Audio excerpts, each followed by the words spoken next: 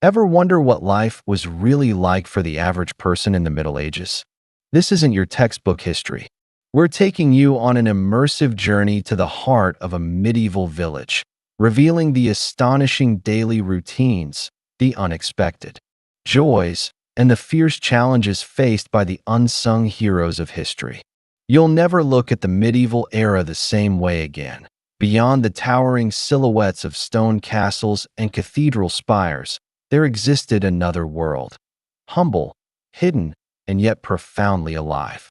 A world rarely written about in chronicles, because its inhabitants were not kings, knights, or saints, but farmers, bakers, herders, midwives, blacksmiths, ordinary villagers who carried civilization on their shoulders while history credited others with its achievements.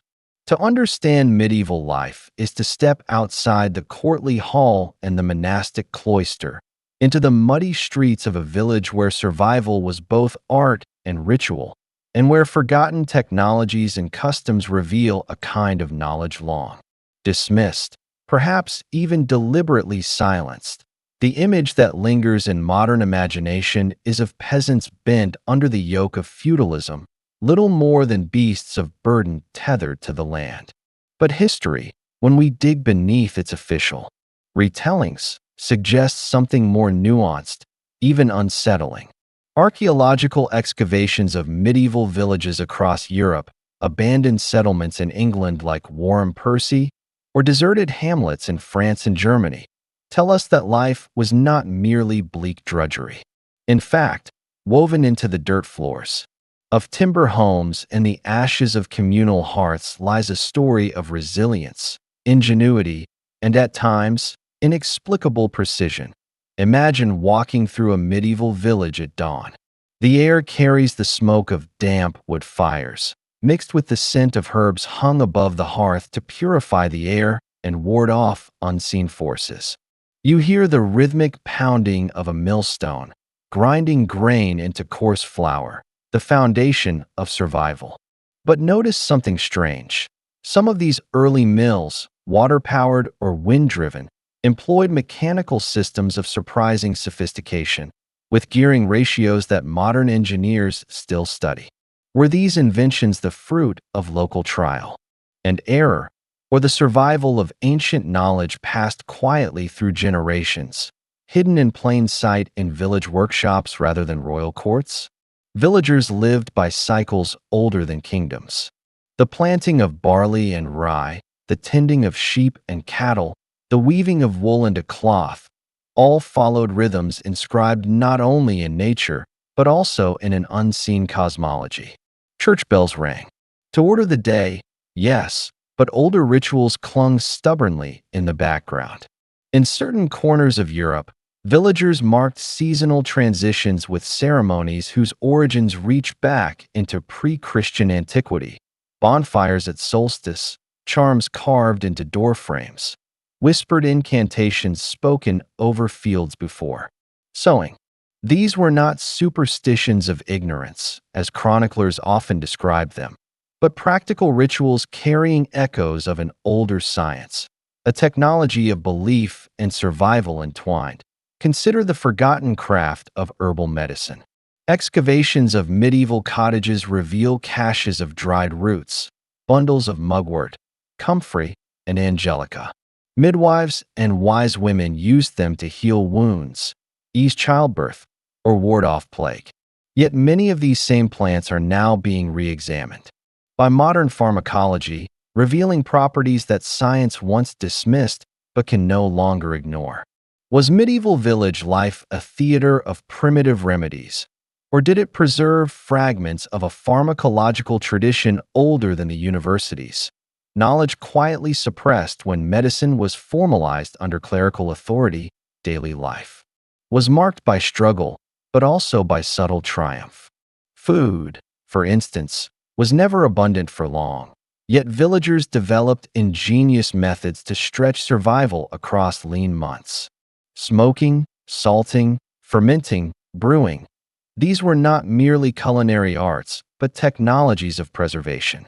Recent studies of pottery shards show residues of complex fermentation processes, suggesting villagers mastered microbial science without naming it. Ale was brewed not only for cheer but for safety, since boiled and fermented water was often cleaner than the wells. Was this intuition or the remnants of an inherited wisdom, perhaps passed down from civilizations that understood microbes in ways we scarcely believe possible? But medieval villages held more than practical knowledge. They were laboratories of social survival. The web of obligations, man to lord, villager to priest, neighbor to neighbor, created invisible bonds that kept communities alive through famine, war, or pestilence. Documents from manorial courts record fines and disputes over grazing rights, yet also testify to a remarkable resilience of communal order. But beneath this official structure, whispers of another system stir. Guild-like brotherhoods among artisans, clandestine gatherings of midwives, even networks of wandering storytellers, who carried not only entertainment but coded knowledge across Europe.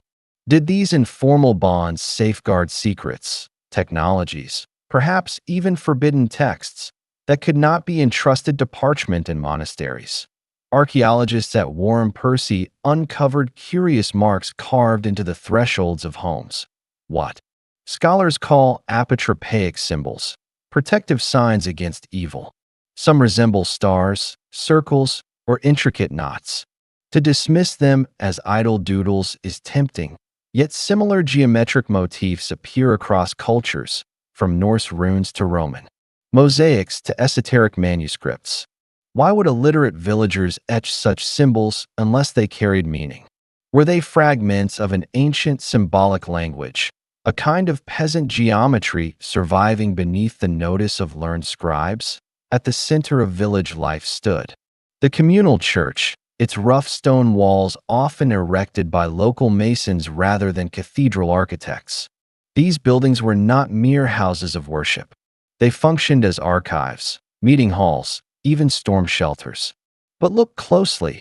Some of their foundations align uncannily with solstice light, others with local springs or hill lines. Did these masons possess a knowledge of land, sky, and stone that official history denies them? Or were they simply imitating forms inherited from builders whose wisdom extended beyond their time? Nightfall in the village was both peace and peril. Families gathered by firelight, telling stories that braided myth with memory. Tales of saints mingled with older legends, giants buried beneath hills, glowing lights in the woods, voices heard at wells. Some dismissed these as peasant superstition, yet anthropologists now suggest such stories encode environmental memory, warnings of floods, famines, or diseases carried in the cloak of myth. If so, the medieval village was more than a site of survival. It was a living archive of knowledge, transmitted in forms official history could neither preserve nor fully suppress. Beyond the castle walls, the world was raw, fragile, and astonishingly rich. To enter a medieval village is to glimpse not just the hardship of survival but the endurance of human ingenuity, technologies hidden in bread ovens, wisdom whispered in herbs, cosmologies traced in protective carvings. These were not the trivial pursuits of an ignorant peasantry, but the unseen foundation of civilization itself. And if we look closely enough, we may begin to see that medieval villagers were not only shaping their present, but preserving fragments of something far older, a forgotten inheritance we have yet to fully decode. To continue our journey beyond the castle walls, we must step more deeply into the rhythms and struggles that defined medieval village life. By daylight, the village seemed a simple place of toil, fields to plow, animals to tend, hearths to keep warm. But beneath that surface ran older currents, invisible frameworks of knowledge and survival that speak to us now like faint whispers carried across centuries. If Part 1 revealed the daily fabric of survival, Part 2 uncovers the hidden struggles, the silent technologies, and the unspoken triumphs that made medieval villages more than just outposts of poverty. They were crucibles of human endurance, and perhaps the last keepers of mysteries that once bound humanity to the earth and stars. In ways we have forgotten, begin with the land itself, for in medieval Europe, the soil was everything. Villagers knew its moods with an intimacy that defies modern abstraction. In manorial records, we find references to open field systems, vast communal plots divided into long strips. Each family allotted their share. To us, this looks primitive. Yet when archaeologists studied the patterns of ridge and furrow still visible in English landscapes today, they discovered a startling efficiency. These curved ridges not only maximized drainage in rain-heavy climates, but also created subtle microclimates for crops.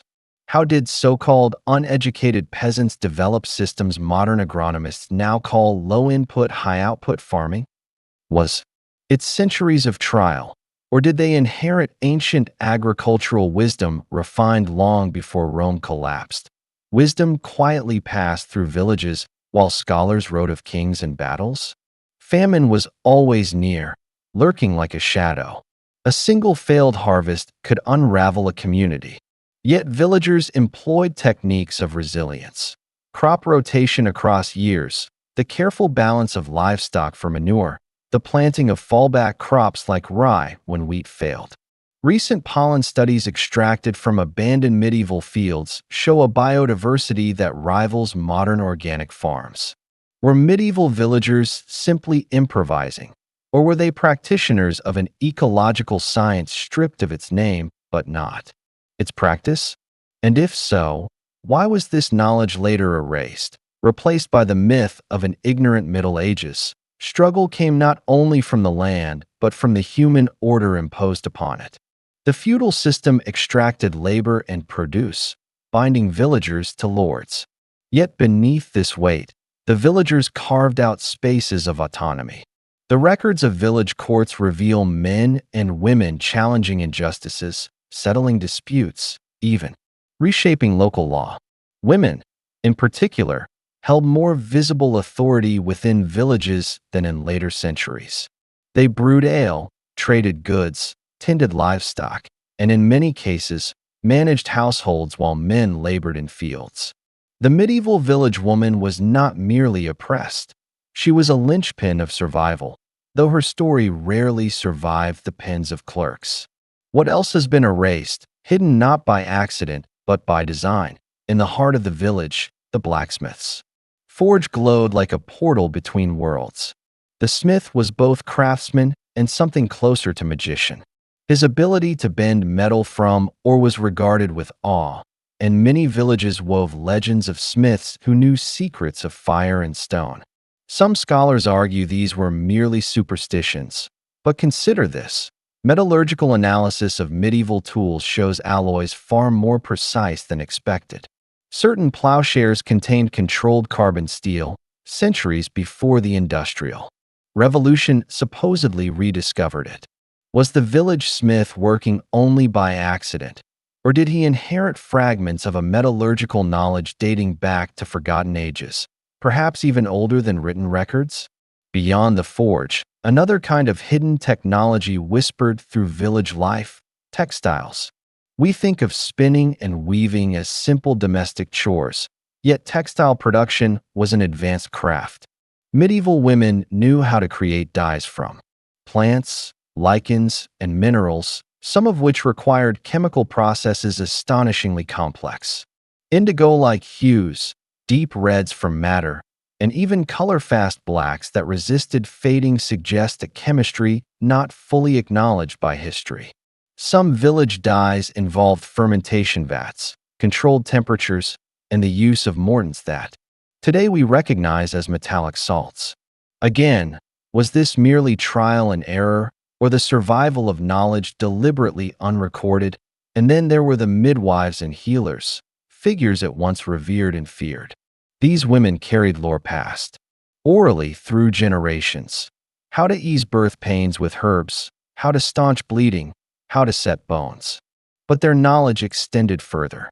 Folkloric accounts speak of charms, whispered words, and ritual gestures performed alongside remedies. Church authorities often condemn these practices as witchcraft.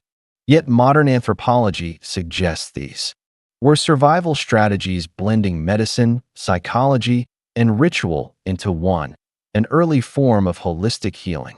Why then did official history seek to erase or demonize these practices? Was it merely about religious orthodoxy, or was there something in this village knowledge that threatened the consolidation of power in universities, monasteries, and courts? To step deeper into a medieval village is also to encounter its shadows. Disease haunted every community, from simple fevers to the catastrophic Black Death. Yet even here, villagers adapted. Excavations of medieval cemeteries reveal evidence of survivors carrying genetic resistances to plague, resistances still present in European populations today. Entire villages vanished, while others endured. Why? Was it pure chance, or did some communities possess practices, herbal, architectural, or ritual, that gave them an unseen advantage? In the ruins of abandoned villages, archaeologists sometimes find wells carefully sealed with stone, hearths ritually cleansed, as if the people believed disease lingered not only in bodies but in places. Perhaps they were wrong, or perhaps they knew something about environmental contagion that we are only now beginning to rediscover. And what of their inner lives, the spiritual and intellectual worlds that guided them? Officially, the church dominated every thought, from baptism to burial. Yet villagers wove Christianity with older layers of meaning. In folk songs, work chants, and seasonal festivals, one hears echoes of pagan cosmologies, transformed but never erased. A child's lullaby might carry fragments of a myth older than Christendom. A rhyme whispered at sowing time might echo the cadence of druidic incantations. To dismiss these as quaint survivals misses their significance. The medieval village may have been the last vessel of an unbroken continuity stretching back to prehistory. If so, what wisdom did it carry? And why have these voices been systematically muted in the historical record? There is, too, the question of literacy. Most villagers could not read Latin, yet evidence shows they developed their own symbolic languages.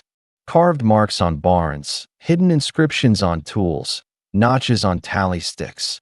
These were systems of record-keeping and memory, sometimes so complex that modern scholars debate their meaning.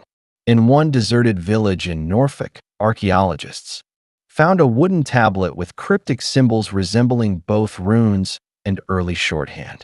What does it signify? A child's scribble, or the remnants of a peasant script we have lost the key to? If peasants did develop independent writing systems, what might have been recorded, and why was it never preserved? In all of this, agriculture, craft, medicine, spirituality runs a common thread, resilience born not from ignorance, but from a kind of knowledge we have underestimated. It was practical, embodied, often unspoken, and yet it carried echoes of something older, perhaps even forbidden. When chroniclers wrote history, they looked upward to kings, popes, generals. But the deeper truth lies downward, in the mud and smoke of villages, where people endured by drawing upon knowledge that could not be codified in official texts. Perhaps this is why so much of it has been lost. Perhaps it was never meant to be written, or perhaps those who controlled the pens feared what might happen if it was, and so we arrive at an unsettling possibility. The medieval village was not merely a site of survival, but a living archive of suppressed knowledge, carried through hands, songs, and rituals. In its fields, forges, and cottages, fragments of forgotten sciences persisted, echoes of ancient technologies and cosmologies that modernity has buried beneath the myth of dark ages. To peer into the life of a medieval villager is to peer into a mirror, one that reflects both our fragility and our capacity to endure, not just with toil, but with wisdom far older than we imagine. To look more deeply into the heart of the medieval village is to recognize that what we call history is often little more than the official version of memory. The lives of kings and knights, the decrees of popes, the victories and defeats recorded in illuminated manuscripts. All these survive because they were written by those who had the power to preserve themselves on parchment. But in the quiet lanes and timber-framed homes of forgotten villages, history took a different form. It was woven into bread and song, carved into doorposts, whispered in the hush of twilight. These fragments of the everyday, fragile as they were, carried truths that official history often ignored and perhaps deliberately erased. Archaeology, in its patient uncovering, has begun to reveal these silences. Beneath abandoned floors in Yorkshire or Saxony, researchers have unearthed objects that speak of lives richer than the chronicles allow. A child's toy carved in the shape of a horse, a gaming board worn smooth by countless hands, a necklace of amber beads whose origin lies far to the north. These are not the possessions of a people isolated or primitive, but of villagers connected by trade routes, stories, and traditions that stretched across continents. How did such objects arrive in modest hamlets? Were medieval villagers more cosmopolitan, more networked to distant worlds than we assume? And if so, how much has been forgotten about the web of exchange that bound even the smallest communities to the fate of empires? Some discoveries defy easy categorization.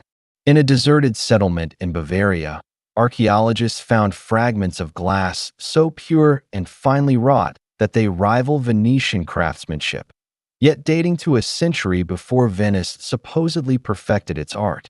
In another site, patterns of charred wood suggested kilns designed to maintain unusually stable temperatures, as though their builders had mastered a delicate control of heat. These hints suggest technologies that should not have existed in such humble places. Were they anomalies, accidents, or the remnants of knowledge deliberately downplayed to fit the narrative of linear progress?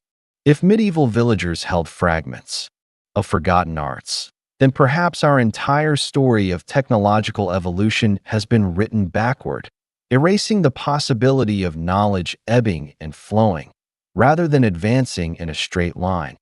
Even in their rituals of death, medieval villagers revealed unexpected layers. Graves uncovered in Eastern Europe show bodies laid to rest with coins in their mouths, iron sickles across their chests, or stones pinning their jaws shut. Historians call these anti-vampire burials, dismissing them as superstition born of fear. Yet another interpretation lingers. Were these villagers practicing forms of spiritual technology, rituals not merely of fear but of protection, of balancing unseen forces? To dismiss them as ignorant is convenient. To admit they might have known something we do not unsettles our tidy categories of science and superstition. And what of the manuscripts that never reached monastic shelves? We know of a handful of strange texts, like the Voynich manuscript, filled with indecipherable symbols and plants that may or may not exist. Some scholars speculate it is a hoax, others a medical text, still others a cipher of forgotten knowledge.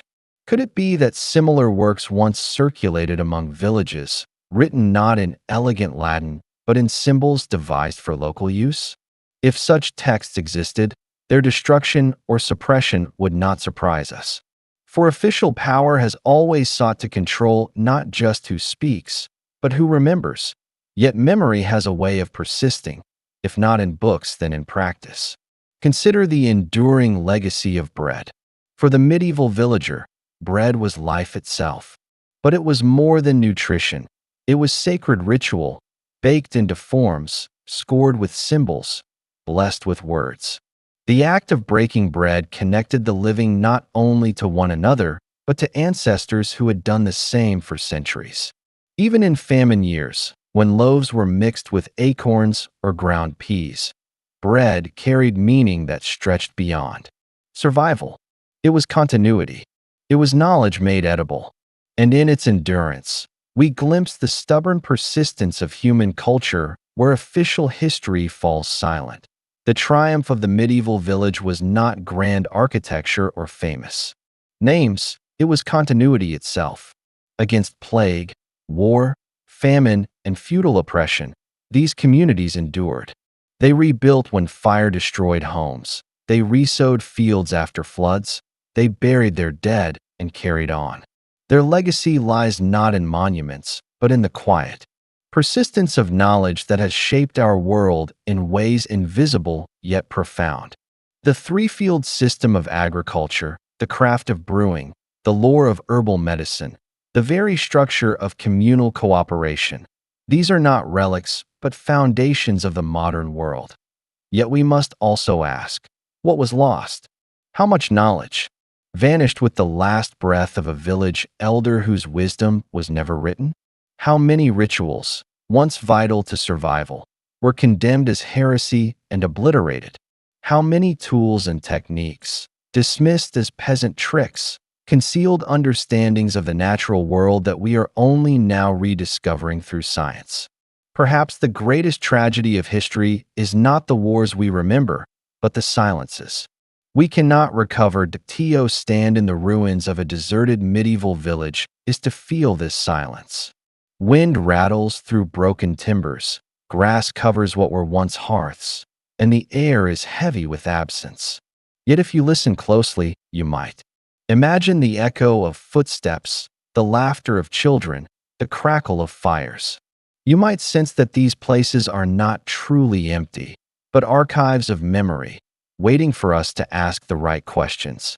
And if we dare, we may find that the medieval village, far from being a backwater of ignorance, was a keeper of forgotten truths, fragments of a human inheritance older and deeper than we allow ourselves to believe.